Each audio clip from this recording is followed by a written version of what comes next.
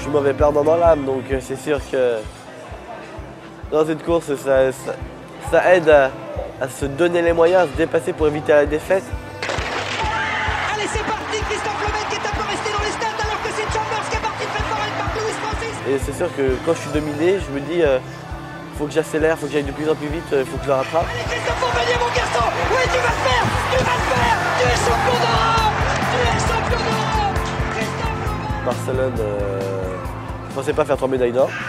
Déjà, j'étais arrivé dans l'optique pour faire 2 médailles, dont un seul en or.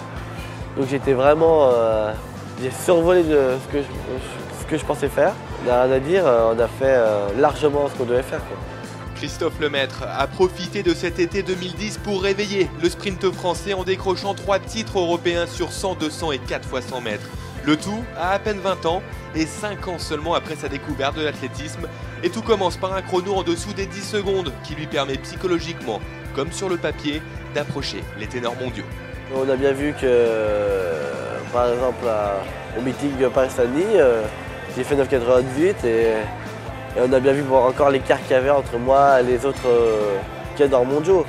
Donc comme je l'ai dit, c'était qu'une étape et on voit que j'ai encore beaucoup de marge de progression à acquérir pour faire partie des meilleurs mondiaux. C'est pour ça que les 9,98 pour moi c'était juste un passage obligé pour avoir l'ambition de faire partie de ces meilleurs-là. Entre ces 3 titres de champion d'Europe et ces 2 records de France sur 100 et 200 mètres glanés en quelques semaines, le sprinter a su garder les pieds sur terre et continue de rester le même à l'image de son souvenir le plus marquant de cette année exceptionnelle. Mon plus beau souvenir, ça va être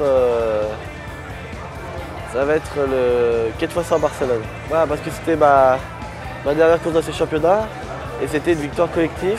C'est là, à la fin de cette course, où j'ai fini mon championnat et j'ai pu profiter de ce qui m'arrivait. Parce que à la fin du 100, du 200, j'ai jamais pu pleinement profiter parce que voilà, je devais me reconcentrer, me remettre sur pied pour redescendre sur terre pour la course suivante. La joie d'avoir gagné surtout avec mes coéquipiers, c'était vraiment énorme.